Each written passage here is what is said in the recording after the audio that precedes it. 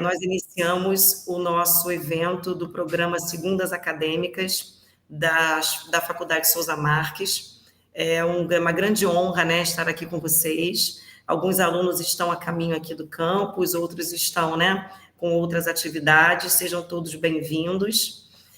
Esse programa é um programa dedicado, né, destinado ao construto formativo dos alunos, entendendo que as temáticas elas visam, né, contribuir para a formação, não só a formação acadêmica, mas a formação de cidadania. Então, sejam todos bem-vindos e desejamos, em nome da nossa faculdade, que esse evento seja de grande relevância para todos.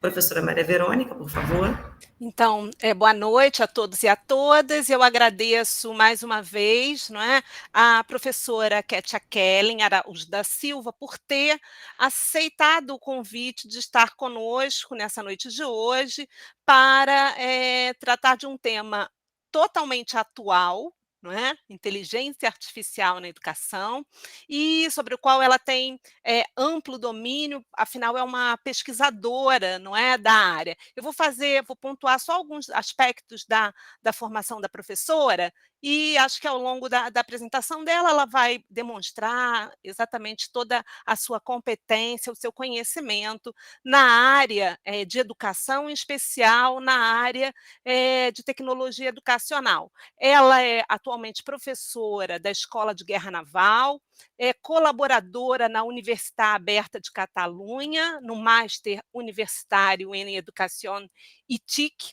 É professora colaboradora também do Programa de Pós-Graduação em Informática na Educação, na Universidade Federal do Rio Grande do Sul, lá no programa de pós-graduação, né, Informática em Educação da universidade. Ela tem um pós-doutorado exatamente nessa área, é doutora em Informática na Educação, e também ela trabalha, não é, pesquisa exatamente nas áreas de educação à distância, designer instrucional, tutoria em AD, objetos de aprendizagem, e também é membro da Associação de Educação à Distância e da Associação Brasileira de Tecnologia Educacional, a ABT. Então, eu agradeço a sua presença, e tenho certeza que os nossos alunos e também professores que estão aqui presentes vão poder ter um momento de grande aprendizado. Muito obrigada, e a palavra está com você, professora. Tá bom, obrigada. Estão me ouvindo bem? Professora Maria Verônica, posso pedir desculpa, professora Kétia, só para a gente dar uma orientaçãozinha aqui para os alunos que estão chegando, os participantes, não esquecerem de colocar o nome no chat, registrarem o curso, e também a gente vai passar depois um questionário, né, bem breve, para que vocês possam aí compartilhar conosco próximas temáticas e a percepção de vocês sobre a contribuição, né, da palestra aí para a formação acadêmica de vocês, tá? Muito obrigada, professora, por favor. Olá. Só uma observação para você. Nós temos alunos de diferentes cursos, tá? Não estão só os alunos da pedagogia, não. A gente tem da pedagogia AD, da matemática, de medicina, dos diferentes cursos da faculdade, tá bom? Tá bom. Obrigada, então, pelo início, pelo começo. Eu gostaria primeiro, claro, de agradecer o convite. Acho que é a segunda vez já que eu participo de um evento na Souza Marques. Agradeço, né, o curso também de pedagogia, que foi o primeiro curso que eu participei no ano passado já, a professora Maria Verônica também, a professora Bárbara. Para mim é sempre uma satisfação estar com vocês aqui.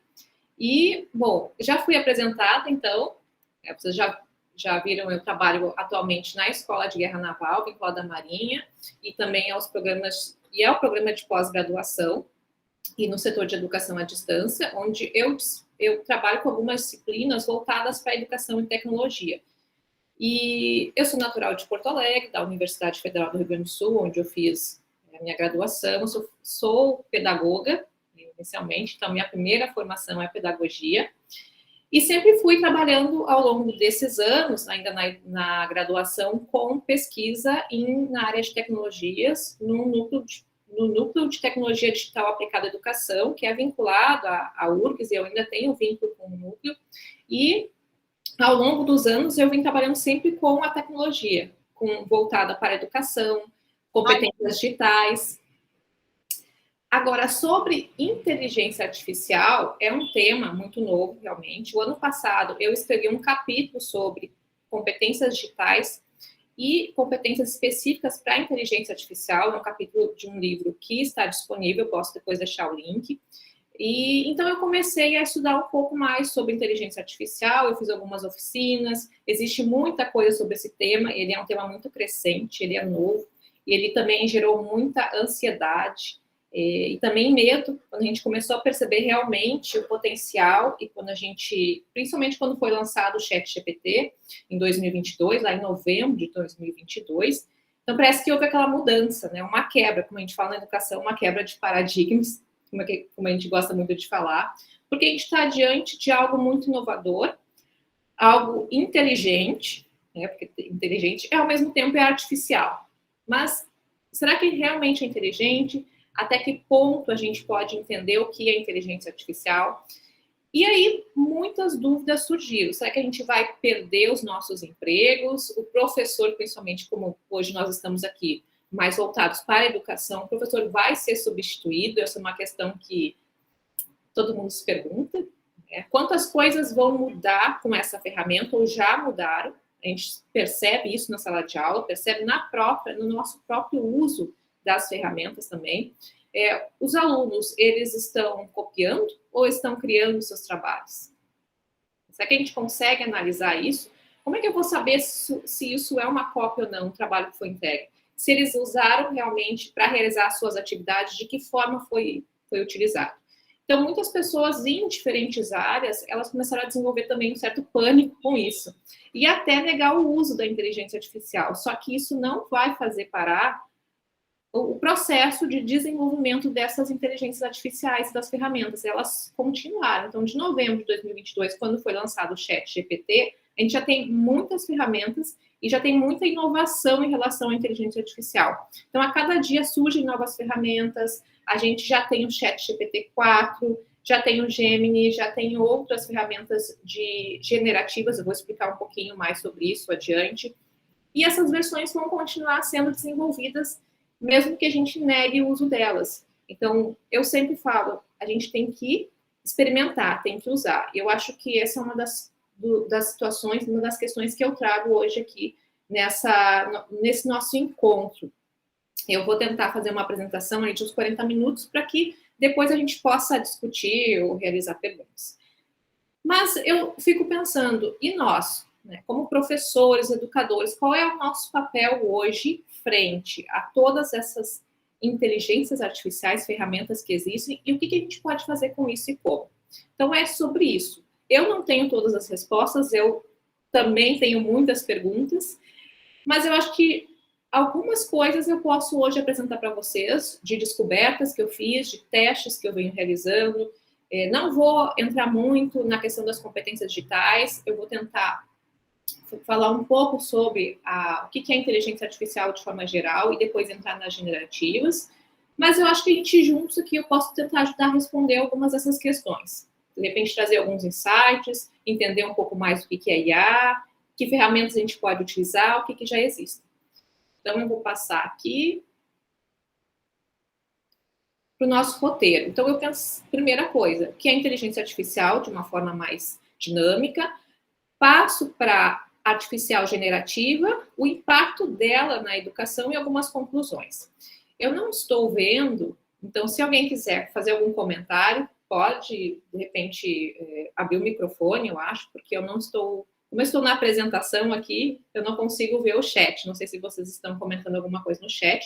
Se alguém quiser, fiquem à vontade, tá? Isso é uma conversa também. Às vezes tem alguma dúvida que surge nesse momento, ou a gente deixa depois para o final também. Mas eu começo aqui com não seria uma questão, né? Mas para a gente poder refletir.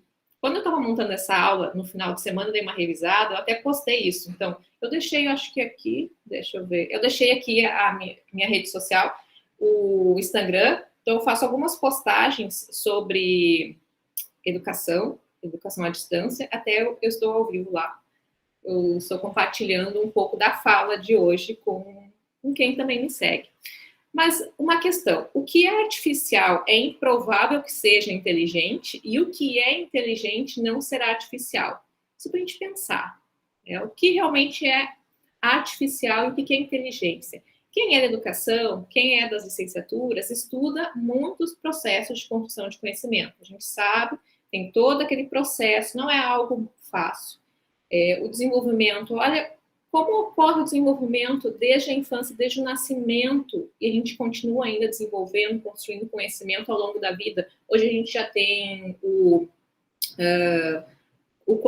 próprio conceito de conhecimento ao longo da vida, de construir esse conhecimento, a gente nunca para, cada vez mais a gente desenvolve competências para construir conhecimento, até essa é uma competência que se fala muito. Mas, e aí? Será que o que é artificial pode ser inteligente? As máquinas, os robôs, tudo isso que vem sendo desenvolvido é inteligência ou não? Eu fiz um paralelo, peguei algumas coisas, peguei no dicionário, um conceito de inteligência e conceito de artificial. Isso a gente tem feito muito. O Aurélio fala que a inteligência é a faculdade de conhecer, de compreender. Então, a inteligência distingue o homem do animal. No Michaelis, faculdade de entender, pensar, raciocinar, interpretar, entendimento, intelecto. Tudo tem a ver com inteligência. Na filosofia, é um princípio espiritual, abstrato, considerado como a fonte de toda a intelectualidade. E na psicologia, que puxa um pouco a educação também, a capacidade de resolver situações novas com rapidez e êxito e de aprender.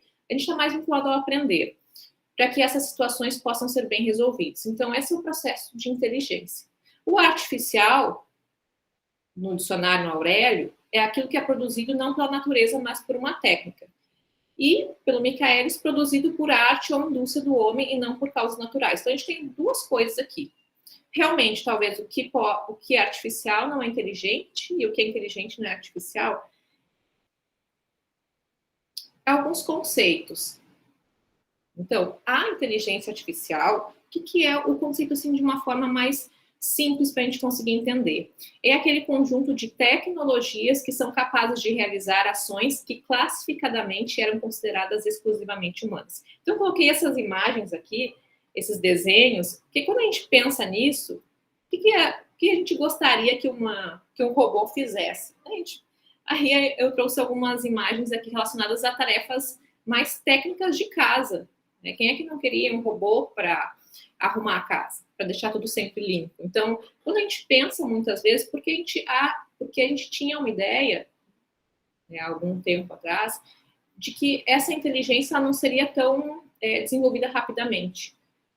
E aí foi quando a gente percebeu que o ChatGPT surgiu com um processo muito diferente, que ele conseguia conversar e responder muitas questões complexas.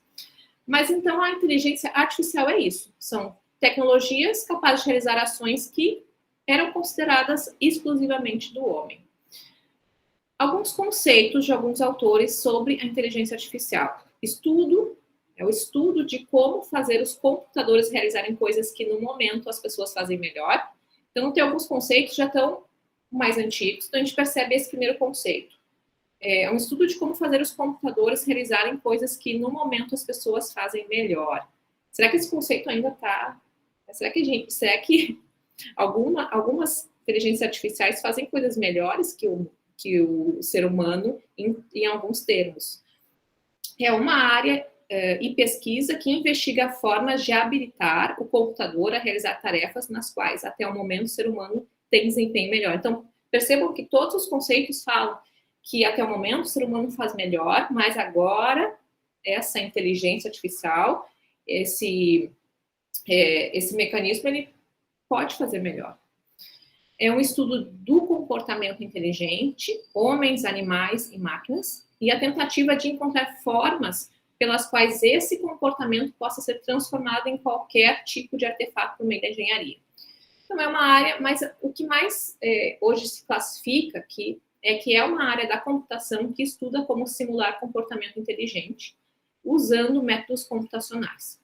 Ou seja, um conjunto de técnicas para a construção de máquinas inteligentes capazes de resolver problemas que requerem inteligência humana.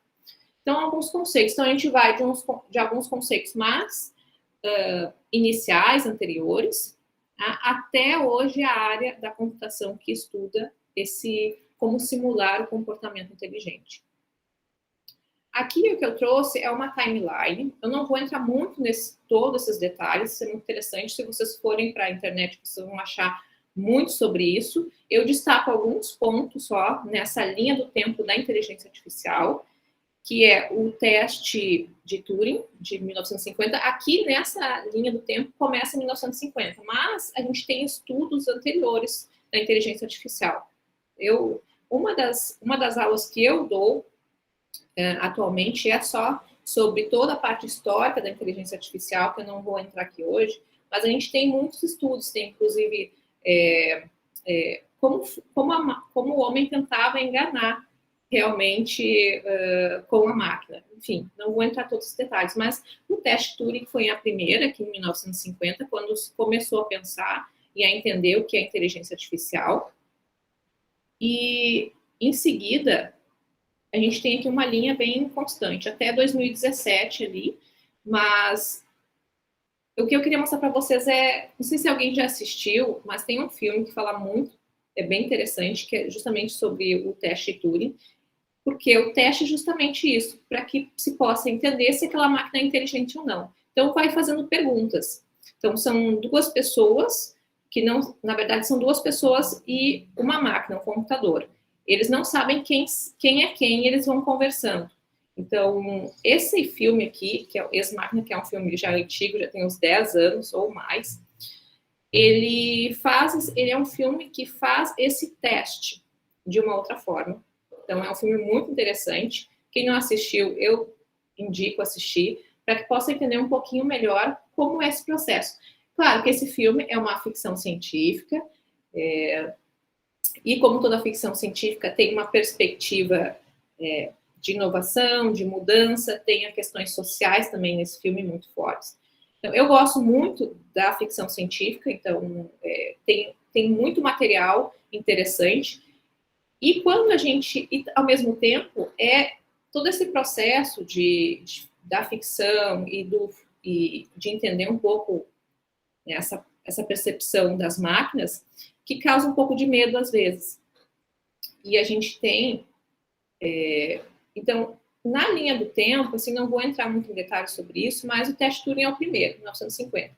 Depois a gente tem outros marcos históricos, porque o conceito de inteligência artificial ele foi criado depois. Então, em 1950, existiu esse teste para entender se a máquina poderia ser inteligente ou não, se poderia enganar o ser humano através da conversa, sem saber quem é quem. E ao longo dos anos foi sendo desenvolvidos estudos e aí surgiu o termo inteligência artificial. Agora, como é que funciona hoje? Como é que a gente pode... Por exemplo, aqui eu trouxe 3 imagens. Um gato, um cachorro e uma pessoa. Como é que a gente identifica a diferença entre essas 3 imagens? Existem padrões. Então, são alguns padrões. Então, eu coloquei aqui, por exemplo, orelhas, olhos, boca. Então, a gente tem esses padrões. Agora, como é que eu vou ensinar uma máquina a entender que esse olho aqui é um olho de gato, esse é um olho de cachorro e esse aqui é um olho de ser humano? Então, são alguns padrões. E esses padrões, eles são os padrões que formam, então, toda a base de dados. Então, para que vocês possam entender e perceber, não é algo muito simples. Mas, basicamente, trabalha-se com padrões. E isso são questões, assim, que ao longo dos anos foram sendo desenvolvidas, foram sendo pensadas, como criar e como estruturar alguns padrões. Então, quando a gente vai trabalhar, por exemplo, com o ChatGPT, que eu vou explicar um pouquinho melhor depois, existem alguns padrões de entrada, de prompt, por exemplo, para que a gente possa ter uma saída, uma resposta. Então, para que a máquina diga que é um gato, que existem alguns padrões que foram já estruturados na base de dados, para que ele entenda que essa imagem reflete o que é um gato. Esse gato, em algum outro momento, ele pode estar junto de um ser humano, e aí ele tem que, então, identificar quem é o humano na imagem e quem é o gato, com relação aos padrões. E eu trago as 3 leis do Isaac Asimov, que é no livro Robô, porque ele tem muita relação com todo esse processo de desenvolvimento da ficção científica também. E a gente fala muito sobre isso hoje, pensa muito sobre a questão da inteligência artificial, dos tipos de inteligência artificial. Tem um dos tipos, que é a superinteligência, que ainda não existe, mas que se existir, né, o momento que for desenvolvida essa superinteligência, os medos que existem dela não aceitar o processo ou o ser humano. Então, Isaac Asimov, ele criou essas 3 leis, existe até uma 4ª lei. Nesse livro, que é a primeira, um robô não pode prejudicar um ser humano ou, por omissão, permitir que o ser humano sofra danos. Então, todo desenvolvimento. A gente tem muito desenvolvimento hoje de robôs já. Então, a gente, todo dia saem notícias, imagens, vídeos. Como eu gosto muito disso, eu acabo acompanhando muitas coisas. E sempre que eu acabo lendo sobre isso, eu retomo essas 3 leis, fico pensando sobre isso. Então, a primeira lei é essa. A segunda lei seria: um robô tem de obedecer às ordens recebidas dos seres humanos, a menos que contradigam a primeira lei. E a terceira lei é: um robô tem de proteger sua própria existência, desde que essa proteção não entre em conflito com a primeira e a segunda lei. Então, a ideia toda aqui é que os robôs, nessas 3 leis do Isaac Asimov, que eles não destruam a humanidade. Esse é o principal conceito. E é um grande medo. Mas eu não vou falar sobre isso, não é essa a ideia. A inteligência artificial, quando eu acabo discutindo muito isso em aula, é um momento que os alunos ficam muito pensativos. É até difícil para a gente, às vezes, sair desse momento, assim, de pensar sobre todo esse desenvolvimento que tem acontecido de forma rápida. Porque a Lei Zero está aqui também, que é: um robô não pode causar mal à humanidade, nem permitir que ela própria o faça. Não, enfim. Então, é muito interessante até o livro e o filme também, tem um filme sobre o robô, pensar sobre isso. E tudo isso tem relação com o processo de desenvolvimento de inteligência artificial.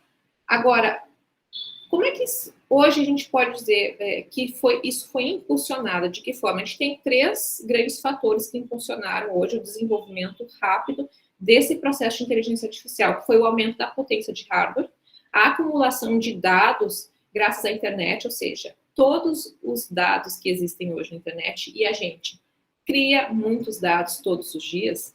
Tudo isso é uma base de dados que está sendo utilizada. E a colaboração do mundo científico com o empresarial também. Então, o autor que ele fala, em 2017 já estava falando sobre isso. E isso foi, quando ele escreveu e quando ele começou a falar sobre inteligência artificial, foi antes da pandemia e antes mesmo de 2022, obviamente, do ChatGPT, mas já existiam outras versões anteriores. E quando a gente procura o histórico, se vocês procurarem o histórico do desenvolvimento do GPT, vocês vão perceber que em 2017, 2018 já existia algumas versões. Mas o impulsionamento vem através desses 3 fatores. E eu acredito que um dos pontos principais, com certeza, é a acumulação de dados. Todos os nossos dados hoje estão na rede. Então, a gente, se colocar os nossos nomes, a gente, inclusive, tem muita coisa. Então, e fora isso, toda a construção de conhecimento também que está sendo inserida, que já foi ou que existe na internet. Agora, uma grande questão: o que é a inteligência artificial generativa? Então, a gente tem a inteligência artificial, um conceito que surgiu, a diferença entre inteligência, o que é inteligência e o que é artificial, mas a gente tem a inteligência artificial generativa, que é a geração. Ela gera, ela cria. E por que eu trouxe essa imagem? Eu trouxe uma imagem do ChatGPT numa bola de cristal. O que representa isso? Porque a gente tem alguns conceitos. Quando surgiu em 2022 e hoje ainda, parece que ele faz mágica, porque ele cria, a gente pode conversar, a gente pode fazer qualquer pergunta, ele vai responder. Então, em um certo momento, ele parece que é algo que faz, que é uma bola de cristal, ele nos dá respostas, até um oráculo, porque antigamente, na época que logo surgiu o Google e as ferramentas de busca, Yahoo, a gente chamava de oráculo porque a gente perguntava qualquer coisa e ele respondia. Só que hoje, a grande diferença é que o ChatGPT, por ser, por utilizar a linguagem natural de conversação, a gente conversa, a gente tem respostas, é como se tivesse realmente alguém, diferente de uma busca simples no Google, que só vai te lançar a lista de sites ou de referências. Então, eu trouxe essa imagem aqui. Mas também, a gente pode pensar que o ChatGPT, ou as ferramentas, elas são ferramentas. Então, como se a gente tivesse um leque de diferentes ferramentas e também um repetidor. Porque ele cria, mas ele cria a partir do quê? Cria a partir de coisas, de dados que já existem. Então, ele acaba repetindo também. É uma criação, é uma inovação, mas é uma repetição. E eu vou mostrar para vocês depois algumas dessas criações e mostrar também alguns pontos sobre alguns problemas que existem nesse processo de repetição e, ao mesmo tempo, obviamente, as nossas possibilidades. Então, o que é a generativa? O ChatGPT. A gente tem um processo de entrada, que pode ser um prompt, pode ser algum parâmetro, pode ser algum dado. Hoje, a gente tem, então, essas ferramentas que são multimodais, que é imagem, vídeo, qualquer tipo de entrada. A gente tem utilizado muito, porque a gente fala muito do ChatGPT, o texto.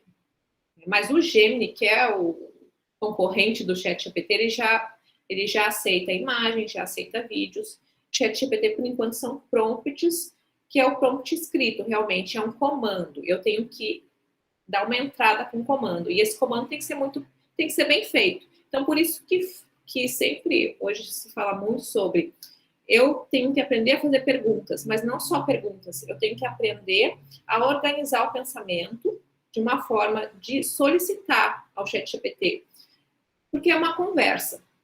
Então, a entrada, a gente tem essa entrada, principalmente através de prompt, a gente tem uma saída, e a saída vai depender de como a gente faz esse prompt, como a gente dá entrada nessa ferramenta.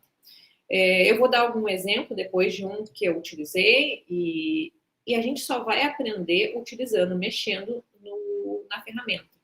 E quanto mais a gente tiver experiência com essa ferramenta, mais a gente vai entender. E ela, automaticamente, não só ela, mas todas, elas mudam muito rapidamente. Então, o desenvolvimento também e a saída cada vez melhor. A gente tem saída em formato de texto, tem saída em formato de imagens, hoje a gente tem algumas ferramentas de desenvolvimento de imagens que, na minha opinião, para mim, são as mais difíceis. Eu desenvolvi algumas imagens, vou mostrar para vocês, mas ela é mais difícil de criar a imagem através, porque a gente dá uma entrada através hoje de um texto, uma solicitação para que ela crie uma imagem. E cada vez que a gente pede uma modificação, ela muda toda a imagem de novo. Então, a gente tem que aprender realmente a conversar com a ferramenta para que ela faça os ajustes corretos. A gente também tem a saída em vídeo, que tem uma ferramenta ainda que não está totalmente liberada. Eu fiz alguns testes com outras ferramentas de vídeo e é incrível a construção de vídeo com inteligência artificial. E outros recursos também, muitos outros. Então, a gente tem sempre na IA generativa uma entrada que é feita por alguém, por humano. Em algum momento à frente, a gente vai ter entradas que não serão feitas por humano também. Isso é uma segunda questão. Mas hoje a gente cria o prompt, lança na ferramenta, a gente tem uma saída. Então, isso é uma forma muito básica de entender a geração. Então, ela precisa de uma entrada muito bem feita. Agora, como é que funciona? A OpenIA, que é quem desenvolveu o ChatGPT, a empresa, ela desenvolveu um formato, então, uma sequência, uma programação que é dela. Porque a partir que se chama tokens. Então, eu deixei aqui o link também para a gente entender, porque nem todas, o GPT, ela é uma linguagem natural, então é de conversação. E conforme a base de dados, ela vai te dar uma resposta. A gente já está na versão ali que eu coloquei, a versão 4 do GPT, que é o que é utilizado. Agora, se eu perguntasse para vocês, ó, que palavra é a mais provável que vai aparecer na continuação dessa frase? Então, a frase, na verdade, é a seguinte: Deus ajuda quem? Então, o que vocês acham que a ferramenta me respondeu? O que vocês diriam? A continuação dessa frase: Deus ajuda quem? Cedo madruga. É um ditado que nós temos, né? No Brasil. Exato. Então, eu fiz o teste na ferramenta, porque ela já tem uma programação. Então, ela tem um número, uma base de dados. Entre o ChatGPT 3.5, que é a versão free, o Gemini 1, que é a versão free, e o GPT-4. Aqui eu só mostrei para vocês como é que eles dividem. Então, nessa frase, Deus ajuda quem, eles entendem que existem 5 tokens, porque eles juntam as palavras. Então, não é cada letra, ou cada palavra não é um token, ele junta algumas palavras. E 15 caracteres, porque ele conta os caracteres, inclusive os espaços. Isso aqui é só para vocês poderem testar, porque é liberado. Eles deixaram esse site, esse link aqui, para testar. Agora, vou mostrar para vocês quais foram as respostas que eu tive. No 13,5 e no Gemini, que são as versões free, eles me disseram, quando eu coloquei a frase para a continuação, Deus ajuda quem se ajuda. Bom, aqui o ChatGPT só me respondeu isso, não me deu mais nenhuma informação. O Gemini disse: Deus ajuda quem se ajuda. Aí é um provérbio popular com origens antigas e interpretações diversas. Ou seja, é um provérbio que existe, mas não é um provérbrio nosso. Né? A gente, quando fala Deus ajuda quem cedo madruga, é algo mais natural nosso. Agora, quando eu perguntei para a versão 4, ele me trouxe o ditado que é nosso utilizado. Deus ajuda quem cedo madruga, sugere que as pessoas que se esforçam e começam suas tarefas cedo são mais propensas a ter sucesso ou receber ajuda divina em seus empreendimentos. Então, perceba a diferença. Existe uma grande diferença entre a versão 4 e a versão 13,5, e a base de dados. E isso não é só para essa frase simples, é para muitas coisas. Eu faço geralmente esses testes para analisar, porque óbvio que a versão 4 ela é paga, assim como o Gemini também tem uma versão paga dessa ferramenta. Então, existe grande diferença no resultado de saída. E eu coloquei a mesma entrada.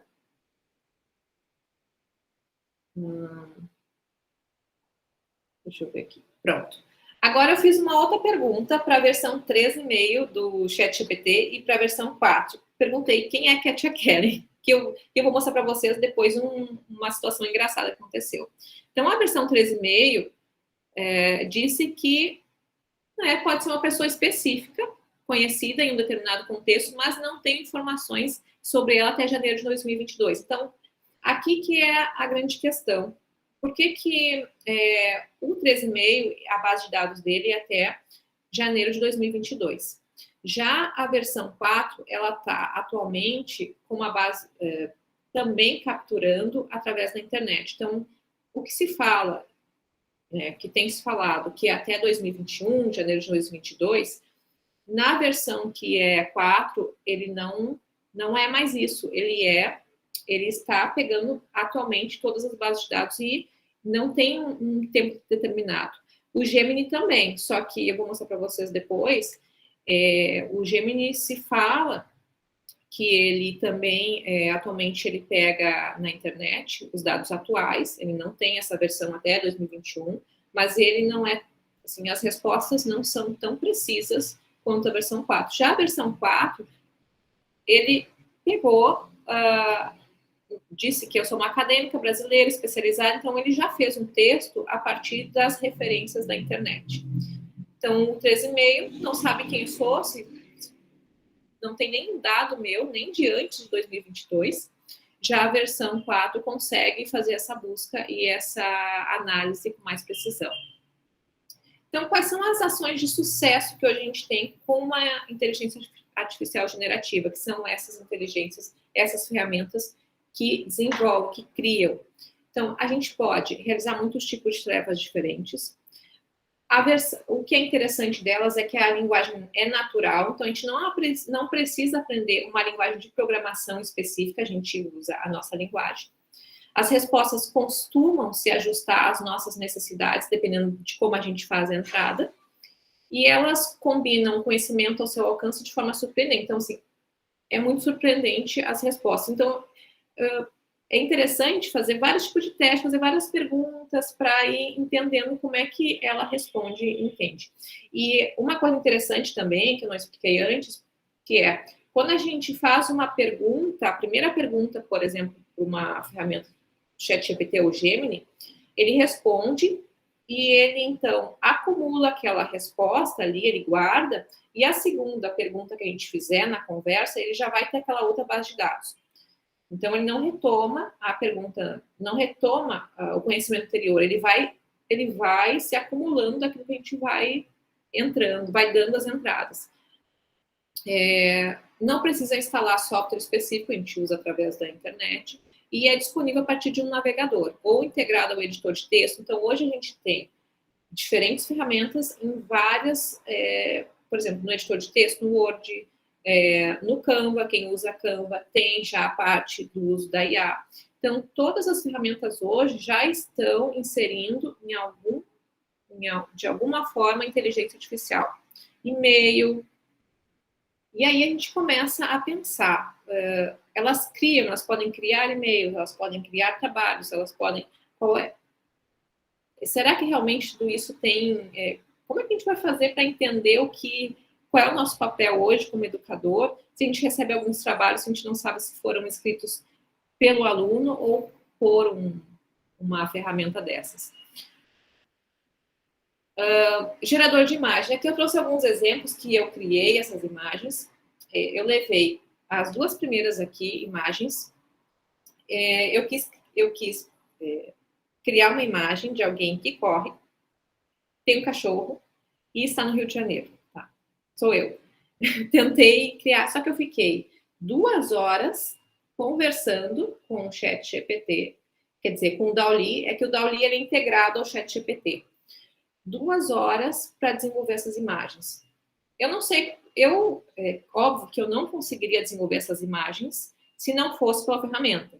Tá? Levei 2 horas para desenvolver, mas se não fosse com ela, não desenvolveria dessa forma. Então, elas parecem ser muito parecidas, mas elas têm algumas diferenças, mas eu fui conversando, ajustando, pedindo. Agora eu quero essa cor, eu quero esse cabelo, e é tudo muito detalhado. Eu não tenho mais a conversa, porque eu acabei apagando, mas isso é interessante. As próximas eu vou guardar para mostrar também como isso é feito. Já participei também de algumas bancas onde, na metodologia de pesquisa, foi feita também em conversação, um questionário com o ChatGPT. E, especificamente, uma das bancas, o aluno, ele falou que ele levou 8 horas, e isso foi tudo descrito no trabalho, 8 horas para desenvolver o questionário, conversando e ajustando com a ferramenta de inteligência artificial.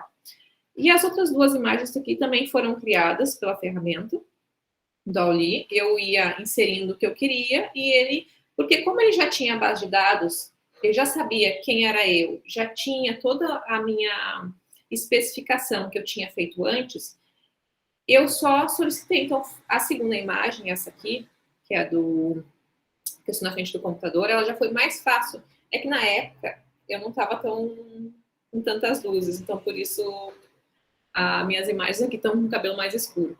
Mas ele já sabia quem eu era. Então, isso que é interessante. Ele já cria sua base de dados lá. Já sabia quem eu era, eu só pedi, eu quero então uma imagem assim, mais um desenho na frente do computador, e eu fui explicando, e foi mais rápido de desenvolver esse desenho. O terceiro eu demorei também, porque eu queria algo específico. Eu tenho outras imagens que eu criei também, essas imagens estão no meu Instagram, foram imagens que eu postei e expliquei também como é que eu construí, principalmente a primeira. E tem aqui eu deixei o link da ferramenta. E tem o prompt do Pop Funko, que também eu construí. E essa eu fiquei muito mais tempo, porque essa foi muito mais difícil, apesar de já ter o prompt. Então, eu deixei aqui o prompt pronto, que foi o que eu usei para criar essas duas imagens, mas não foi assim, simplesmente eu lancei esse prompt e surgiram as imagens. Não, eu tive que ir ajustando da mesma forma. E cada vez que eu pedia um ajuste, foi o que eu comentei antes, a ferramenta muda a imagem de novo. Ela, por exemplo, eu sempre coloco, nesse caso, trança, o cachorro, a cor, e cada vez que eu pedia uma modificação, ele mudava o tipo de cachorro. E eu disse, não, esse cachorro é o meu cachorro, ele é o vira-lata, então ele tem que ser assim. E aí eu pedia, não mexe, é uma conversa, é até muito engraçado isso. Não mexe na imagem que foi feita do cachorro. Quero que você troque a cor da blusa, por exemplo. E aí ele dizia, certo, vou fazer isso. Aí fazia um ajuste, mas vinha. Então, assim, ao mesmo tempo que é uma ferramenta que cria, ela também parece que ela tem as suas alucinações, tem as suas vontades. Ela faz, muitas vezes, do jeito que ela quer. Então, às vezes, a gente cria um prompt muito fechado como esse, e ela faz do jeito que ela quer. Ela não liga para alguns pontos. E isso é uma situação, é um problema que existe realmente. Alguns pontos ela não leva em consideração e ela cria do jeito. E aí a gente tem que ir modificando. Então, para mim, eu gosto de criar imagens, mas é a parte mais difícil de desenvolver. Então, aqui surgem alguns problemas. Quais são os problemas? Ela comete erros, interpreta de forma errada as instruções. Isso pode acontecer. Também pode ser que a gente não tenha detalhado bem a instrução. As respostas parecem convincentes, mesmo quando erradas. Então, às vezes, ela dá uma resposta errada, dá uma saída errada, a gente sabe que está errada e ela continua dizendo que é isso. Existem as alucinações, que é uma saída que podem conter dados ou coisas inventadas. Vou mostrar uma alucinação que aconteceu comigo. Uma ferramenta disse sobre mim, eu vou mostrar em seguida. Ela não tem um modelo mental de mundo, então, ou da tarefa que ela está resolvendo, ou seja, ela não é consciente. Então, isso não vou falar muito sobre a consciência, mas esse termo consciência se fala muito.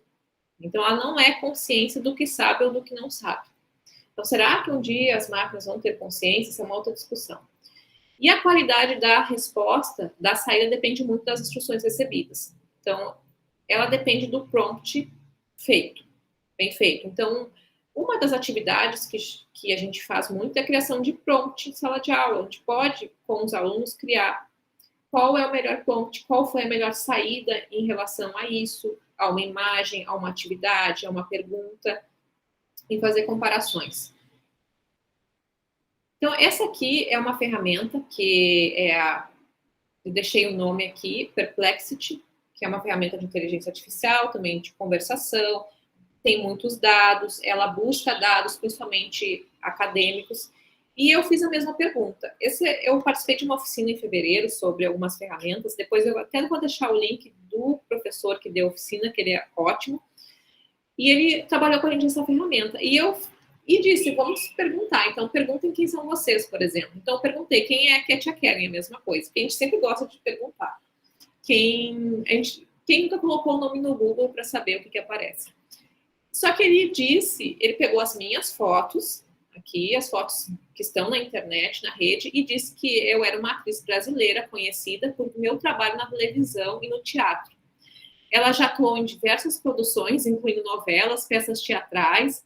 Também é reconhecida por seu engajamento em causas sociais, como a luta contra o preconceito e a discriminação. Ela tem uma presença ativa nas redes sociais, onde compartilha momentos de sua carreira. Ou seja, ele inventou isso. E aí eu entrei na brincadeira, eu perguntei, e aí, quais são as realizações? Daí eu continuei conversando depois, eu fiz algumas perguntas, e eu perguntei quais eram as novelas, então, que eu tinha feito, né, ou teatro. Ele falou A Força do Querer, O Outro Lado do Paraíso, das novelas que eu tinha participado, atuação em peças teatrais premiadas, como O Jardim, A Farsa da Boa Preguiça, reconhecimento pelo meu trabalho em causas sociais, daí começou a colocar um monte de coisa. E daí eu perguntei ainda quais foram os personagens, então, que eu interpretei nessas novelas. Aí ele disse que eu fui a Tati em A Viagem, a Latifa no Clone, a Maria do Carmo na Senhora do Destino, ou seja, é muito engraçado, isso eu achei muito engraçado. Mas aí, depois disso, tem uma opção nessa ferramenta também, que a gente pode dizer se essas informações estão certas ou estão erradas. Então, eu ajustei as informações, ele não faz mais isso. Então, se hoje vocês entrarem e colocar meu nome, ele não vai dizer. Ele já ajustei, já disse que não eram informações corretas, aí tem todo o processo. E aí, hoje, ele já puxa, acho que eu não coloquei a outra imagem aqui, ele já puxa já a minha... Muito parecido com o ChatGPT-4, puxa aquele explicando que é acadêmica, a professora, já faz isso. Então, ele não coloca. Então, ele cria. Então, esse aqui é uma alucinação. Isso é a forma como se fala sobre quando ela cria uma coisa que ela continua, eu digo ela, a inteligência artificial, continua falando que aquilo é certo. Então, ela criou. Agora, tem outras situações, problemas também. Por exemplo, essas imagens aqui. Como é que a gente vai perceber algumas questões da inteligência artificial? Ela continua criando mãos com 6 dedos. Então, isso é um erro constante. Então, vocês podem procurar na internet as imagens. E, além disso, um dos outros problemas, não é um problema, mas são situações novas para a gente e até difícil de lidar, que é a criação de pessoas que não existem. Então, tem uma ferramenta, eu deixei, acho que lá no final, os links, tem uma ferramenta só que cria pessoas que não existem. Então, ele dá fotos, imagens de pessoas que não existem. A gente pode ir solicitando. Só que essa aqui, a Aitana Lopes, ela é uma influencer muito famosa, criada por inteligência artificial, ou seja, ela não existe. Foi criada por uma agência de marketing de Barcelona, criou ela, porque eles estavam tendo muitos problemas com modelos. Então, eles resolveram criar uma modelo artificial, através de inteligência artificial, só que ela ficou tão famosa, o Instagram dela tem muitos seguidores, e, enfim, podem procurar depois o Instagram dela. Então, é esse desenvolvimento de pessoas que não existem e que são famosas. Então, hoje, ela eu acho que foi uma das primeiras. Hoje existem muitas espalhadas pelo Instagram, por outras redes sociais, de pessoas que não existem. Às vezes as pessoas não sabem que elas não existem. Porque não tem... no caso dela, eu acho que tem... Eu não me lembro se tem ou não escrito que ela é criada por inteligência artificial. Mas a gente sabe que hoje a maioria não fala. Até essa é uma questão depois que eu vou falar na parte de educação. Outros problemas, fake news, vou correr porque o nosso tempo já está. Fake news, deepfakes, plágio são problemas, né? Estilos artísticos, ou seja, a gente pode pedir para uma ferramenta criar uma imagem nossa a partir de um estilo artístico, estilo de escrita de algum autor, e aí? De quem é esse direito? Essa é uma criação da ferramenta, uma criação nossa, ele vai utilizar um estilo que já existe.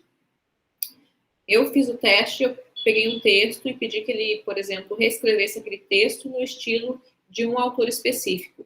Ele faz toda a escrita com base no autor. E aí? Fui eu que escrevi? Quem escreveu esse material? A falta de transparência sobre as fontes de dados. A gente tem muito pouca transparência em relação a isso, a base de dados dessas ferramentas. A recorrência. O que é a recorrência? O uso de dados gerados por outro IA. Ou seja, a recorrência já existe na internet, que é aquele, por exemplo, a gente tem um texto muito legal que diz que é de tal autor. Então, só que não é daquele autor. Então, a internet, a gente continua passando aquela informação de que aquele texto foi desenvolvido por tal autor. E na inteligência artificial, eles também têm essa recorrência. Eles acabam criando e acabam pegando informações erradas e continuam desenvolvendo. Então, essa é a recorrência. E daqui mais um tempo, a própria IA, elas vão se conversar. Várias ferramentas já se conversam. Então, nesse ponto, elas vão criar uma recorrência muito maior de uma informação errada, está na base de dados, assim como não só outra questão aqui, que são os vieses algorítmicos também, porque quem cria a ferramenta artificial, quem desenvolve a base de dados é humano e todos nós temos algum viés. Tem um seriado Netflix que fala muito sobre isso, que eu esqueci o nome agora, mas depois posso mandar para vocês, que fala sobre essa desenvolvendo a ferramenta, né? O viés algoritmo que ele cria, que não aceita alguns tipos de pessoas. Enfim, outra questão ali é a privacidade, copyright, o uso da propriedade intelectual, dados confidenciais ou privados. E, por último, um grande problema, que é o desemprego. Sim, a gente vai perder, sim, muitos tipos de emprego. Ao mesmo tempo vão ser criados outros, mas a gente tem que estar constantemente entendendo e utilizando essas ferramentas para saber até que ponto realmente elas vão ser, que tipos de emprego elas vão retirar. Aqui eu deixei um link também, porque a própria OpenAI, ela tem as suas políticas de uso do ChatGPT ou das suas ferramentas, e nesse link aparece tudo isso, sobre o uso de fake news, eles falam sobre isso, uma falta de transparência. Então, nesse link aqui tem essas informações, que eu retirei algumas de lá. No Brasil, a gente tem essa regulação, que está ainda em votação, que é a PL 2338, de 2023, que dispõe sobre o uso da inteligência artificial. Então, ela está ainda em análise. Mês passado, eu ajudei, junto com um grupo, a realizar uma análise também, que foi mandada para o Congresso sobre essa lei. Então, ela ainda está sendo debatida, mas já existe uma base para a regulação e ética da inteligência artificial no Brasil. Agora, na educação, quais são os impactos? A gente tem 10 minutos. Grande pergunta, a inteligência artificial vai substituir o professor? Então, é uma pergunta que não só surgiu, não só para o professor, mas para várias outras atividades. E não se trata de substituir ou competir, mas de trabalhar junto. Então, é saber utilizar, trabalhar junto. Não vai substituir o professor, mas a gente tem que entender de que forma a gente pode utilizar essas ferramentas. Então, por exemplo, a IA pode ajudar a não partir de uma folha em branco, é um ponto. Então, a gente pode ter alguma ferramenta que ajude na escrita, no início de um trabalho. Ela pode enriquecer o desenho de um material pedagógico. Ela pode fornecer informações sobre o que está acontecendo na nossa sala de aula e com os nossos alunos, então, da forma como a gente pode utilizar. E a gente tem que aproveitar essa oportunidade para tomar boas decisões. Então, o nosso papel como professor e a nossa área é ser o especialista, porque todo material que é desenvolvido por uma inteligência artificial precisa de uma análise de um especialista. E isso é um ponto importante. Então, precisa dessa análise. O que a gente percebe hoje? Que as respostas não são profundas, é óbvio, que ela tem depende, obviamente, do prompt. Não vou dizer que não são sempre rasas, porque depende de como a gente conversa com a ferramenta. Mas, numa análise, a gente tem alguns pontos que a gente já começa hoje a entender, a perceber que aquele texto é criado por inteligência artificial. Tem algumas coisas no texto que já nos dizem. E até outros pontos. Essa semana eu vi um post dizendo que quando a gente pede, por exemplo, um título, a resposta sempre vem todas com as letras todas em maiúsculo. Então, quando todo o título está em letra, a primeira palavra em letra maiúscula, é um sinal de que foi criado por inteligência artificial. Porque ela não distingue, ela coloca tudo em maiúsculo. E tem outros pontos de análise que a gente já começa a perceber. Então, outras questões, usar a IA com um propósito concreto, evitar o uso excessivo por docentes e estudantes, ou seja, ela é uma assistente, não é um substituto do professor ou do aluno. Revisar a resposta sempre, porque a gente precisa de um especialista humano para revisar as respostas, ou o próprio professor, e usar em processos de avaliação com cautela. Não vou entrar em tipos de IA para avaliação, a gente não vai ter tempo, mas já existe muito relação, feedback de trabalhos, algumas ferramentas. E a gente precisa ter uma perspectiva crítica. E para que não só nós, como docentes, mas para que os alunos tenham uma perspectiva crítica, a gente também precisa ter transparência. E dizer, bom, esse material foi criado com a ajuda da inteligência artificial. Quem tem coragem de dizer hoje, Bom, hoje eu fiz essa apresentação, eu não usei inteligência artificial, mas eu perguntei para o ChatGPT se ele tivesse que dar uma aula sobre IA para a educação, quais são os pontos que ele levantaria.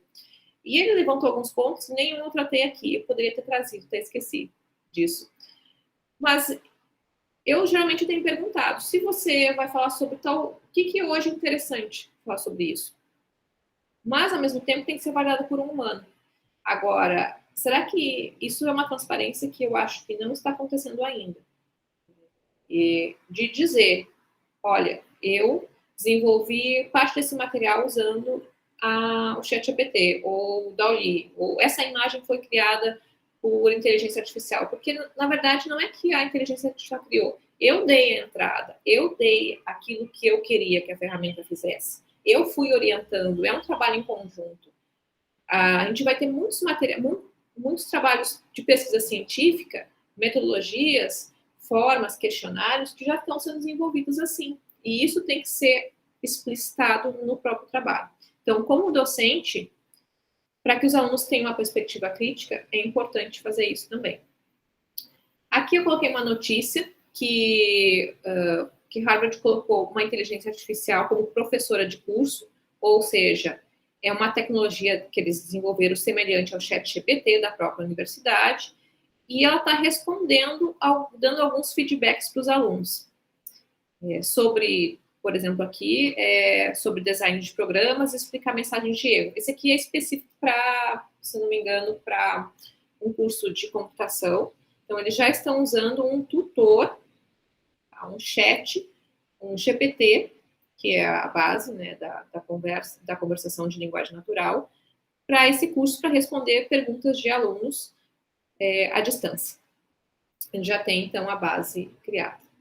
Esse tutor. Então, esse não é exatamente esse nome, eles estão chamando de professor tutor. Na educação, a gente tem algumas oportunidades, ou seja, autonomia de tarefas mecânicas, muitas coisas que o professor faz, análise de tabela, algumas análises pode ser feita com a ferramenta, contribui para a aprendizagem do aluno e ajuda o professor, obviamente, auxilia na personalização e melhoria do feedback. Então, o que a gente precisa entender? Que é necessário hoje adaptar o que a gente ensina, como a gente ensina e como a gente avalia. Então, o professor precisa construir aí eu falo um pouco aqui de competências e desenvolver com alunos. Não vou falar das competências específicas para o uso da inteligência artificial, mas eu mapeei algumas competências específicas para isso. Mas, então, a gente precisa ter essa mudança. Porque a gente já está recebendo, com certeza, muito material desenvolvido ou construído com a ajuda, eu sempre falo, com a ajuda da inteligência artificial, não só por ela. Algumas aplicações, por fim. Então, quais são as aplicações na educação que a gente já tem? Análise de sentimentos, professor tutor virtual, chatbots, como a Harvard está usando, apoio ao professor, análise preditiva, ou seja, que é a análise de percepção, por exemplo, de alunos que podem evadir, principalmente na educação à distância, a gente tem consegue fazer essa análise. Planejamento de estudos, correção de atividades, recomendação de conteúdos. Então, na verdade, tem alguns recursos que já se utilizavam, aplicação de IA, por exemplo, recomendação de conteúdo, utiliza a inteligência artificial. Não é a generativa, mas já utilizava. Aprendizagem adaptativa, a supervisão de testes. Então, na época da pandemia, surgiu muito essa questão de supervisionar os testes, estavam feitos com alguma ferramenta de supervisão, onde, com a câmera, o aluno com a câmera ligada, ele realiza os testes. Então, tem o uso de IA, a Learning Analytics, que é a análise dos dados, né, de dados, para que a gente possa receber como professor alguns dados sobre turma, sobre alunos, geração de conteúdo, ensino de línguas, tem sido usado muito, automatização de tarefas administrativas, resumo de conteúdos.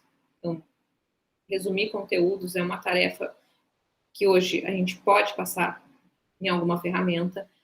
Formação continuada, aplicação de traduções, detecção de fake news também, análise de texto, enfim, sintetização e extração de textos.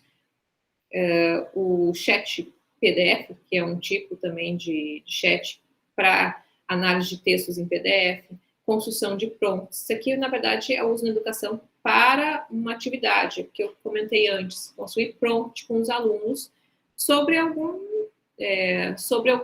por exemplo, uma disciplina específica, uma atividade, e os GPTs próprios para educação. Hoje, o chat GPT, a gente pode criar alguns chats específicos para algum assunto. Então, eu tenho um que eu criei só para educação à distância.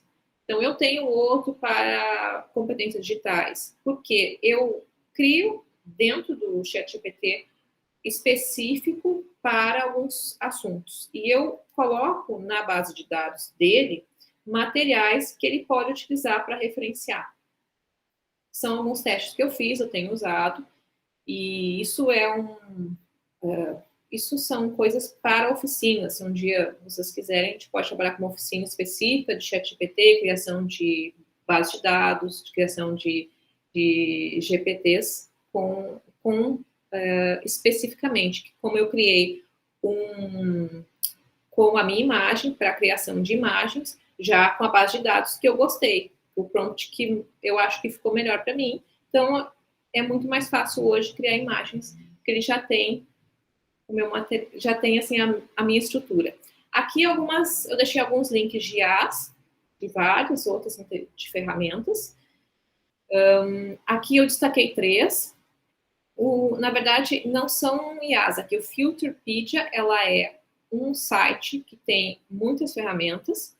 A segunda ali é que o que está escrito ali, existe uma ferramenta de IA para tudo.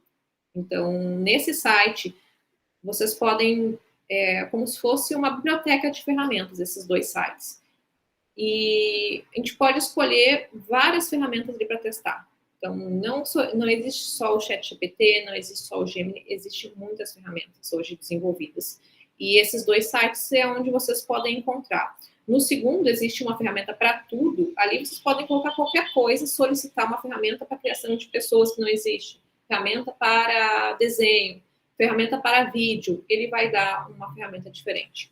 E esse terceiro aqui são experimentos que é o professor que deu essa oficina, ele tem esse site com alguns experimentos com algumas ferramentas de inteligência artificial, e aí eu deixei o link dele, ele é ótimo, ele é mais da área da computação, que é uma área mais técnica, ele fala de educação também, mas ele faz muitos experimentos com algumas ferramentas, e no site você vai encontrar tudo isso. Até esse material depois eu vou disponibilizar para que vocês possam ter acesso. E aí, finalizando, porque já a gente está em cima da hora, eu fecho com essa frase, que não foi criada por mim.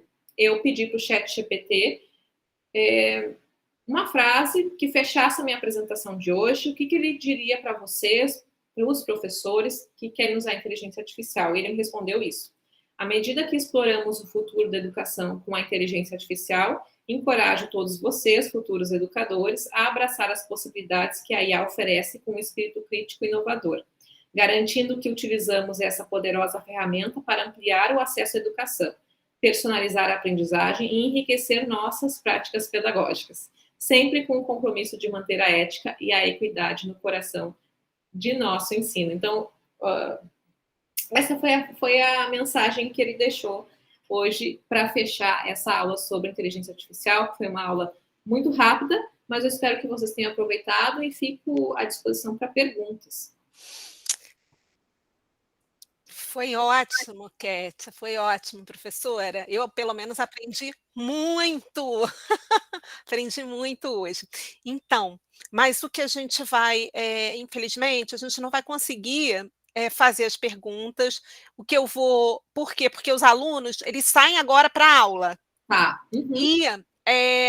E também muitos têm prova, a gente está em semana de prova.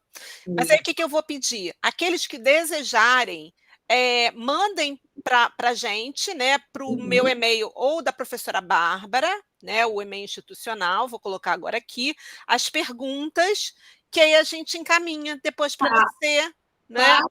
E foi assim, foi muito. Eu mesma tinha algumas questões aqui, até a questão da ética, que você mostrou, a parte da legislação, né, que está sendo elaborada, porque isso, na verdade, é algo que tem me instigado, né? Porque eu tenho buscado compreender um pouco a questão de como eu, como professora, né, posso me utilizar da IA para tornar mais potente, né, o trabalho, porque isso é algo que tem me preocupado muito, para a gente além eh, de uma simples facilitação em termos de cópias, né, porque eu penso assim, na verdade, a gente já se preocupa, não com a inteligência artificial, não é, mas no quanto que os alunos, ao invés de produzir um material, o quanto que eles se utilizam, não é, de um material já pronto. E isso com a internet, na verdade,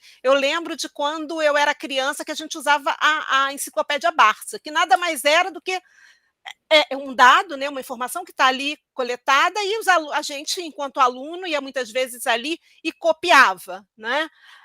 Mas o grande desafio de fazer, como professor, fazer perguntas inteligentes, porque foi um pouco que você mostrou esse percurso, esse processo de um professor, claro, uma professora pesquisadora, mas de como utilizar essa ferramenta, não é?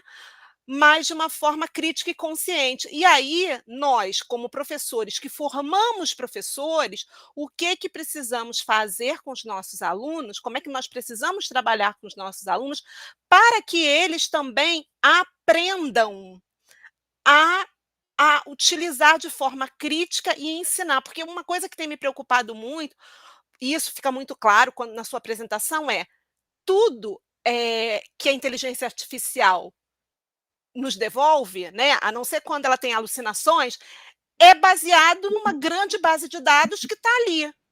Se a gente não continuar produzindo um conhecimento, apenas copiando, não é? Vai chegar um momento em que nós, a nossa humanidade e a nossa inteligência natural, onde é que a gente vai parar, né? Eu me preocupo muito com isso. É claro que não, né, você fazendo a sua pesquisa mostrou exatamente que a gente pode ir além do que apenas reproduzir, e isso me deu, de alguma maneira, esperança, sabe? Eu acho que a sua fala de hoje me deixou um pouco mais esperançosa, e a gente precisa, claro, trabalhar muito, mas existe uma possibilidade de crescer enquanto espécie, né? E pensar aí em continuarmos sendo humanos, né? Mesmo com a inteligência artificial. Fiquei pensando nisso. Sim. A parte mais filosófica, quando a gente começa a pensar muito sobre isso, é que surgem muitos questionamentos. Então, eu tentei ser mais objetiva nas ferramentas. Mas o mais interessante é oficina. Eu gosto sempre de trabalhar com oficina. Então, uma parte, os alunos têm que testar, né, as ferramentas. Muito obrigada pela sua presença. Esperamos poder, em outro momento, talvez até com uma oficina, né, mais à frente, e acho até, né, Bárbara, que a gente pode levar não apenas para os alunos, a gente tinha aqui alguns professores que também são alunos, mas acho que essa discussão que você trouxe também bastante potente, principalmente para nós, professores. Sim. E aí, quem sabe no futuro a gente pensar numa oficina, não é? Claro. Eu vou enviar essa apresentação, aí vocês podem disponibilizar para os alunos. Muito obrigada. Fale, Giovanni. Antes de encerrar, eu posso fazer uma pergunta e uma observação? Claro. O Giovanni é aluno, mas também é professor né, da graduação, mas ele agora é aluno do curso de licenciatura especial, não é isso, Giovanni? Isso. Vamos lá. Kétia, é uma observação que eu faço em relação à IA, né, do ChatGPT. Ela ainda não é uma ferramenta muito, muito boa para resolução de cálculos matemáticos, né? Existe alguma outra inteligência artificial voltada para desenvolvimento matemático? Olha, não é muito a minha área, eu não sei, mas de repente ali naqueles 2 links que eu deixei, Sim, você sim. pode de repente encontrar alguma ferramenta ali, porque realmente eu já vi muitas pessoas falando sobre isso, sobre os cálculos e erros que ela dá, mas eu não sei, não é muito a minha área. Eu sempre geralmente eu vou para outros testes, eu faço testes mais da minha área. Uhum. Mas se eu for ensinando, ela vai corrigindo, né? Vou dizer, não, isso está Sim, errado, corrija tal coisa. sim, E aí ela isso sim. consegue resolver. Mas de É, primeira é muito, muito, muito difícil é. ela resolver algum problema assim, de primeira resposta, né? Eu prefiro É, ficar indicando. é engraçado que eu também nunca tenho uma primeira resposta assim que eu goste, né, que eu acho interessante. Daí, por exemplo, construção de imagem é muito difícil, eu acho. Eu fiquei muito tempo para que ela construísse uma imagem que eu gostasse, que representasse tudo que eu queria. Então, eu fico pensando, será que é a entrada, como eu estou solicitando para a ferramenta que não está bem adequada, ou ela não entende, ou é esse trabalho conjunto de ensinar, porque o que eu estou fazendo, eu estou ensinando. Acho que é a mesma coisa que você disse, você vai ensinando ela a desenvolver o cálculo. Talvez no ChatGPT criar um GPT específico para um tipo, é claro, isso vai ser usado só porque quando a gente cria ali o GPT, ele fica específico para a pessoa. Eu acho que a gente até pode liberar para a comunidade de forma geral, mas ele é específico seu, por exemplo. Então, se você ensinou a ferramenta a fazer aquele cálculo, só você vai conseguir se ela for fechada. Uhum. Mas, de repente, dá uma olhada naqueles 2 links que eu deixei, se tem alguma ferramenta mais específica. Eu vou olhar, eu vou procurar depois. Tá, Tá bom, obrigado, Ted. tá, de nada. Então é isso. Muito obrigada mais uma vez, tá, Tá Kétia? bom. A gente vai depois mandar para você o certificado também Tá, da sua obrigada. apresentação. Tá Muito bom. obrigada e até a próxima. Tchau. Tchau, tchau.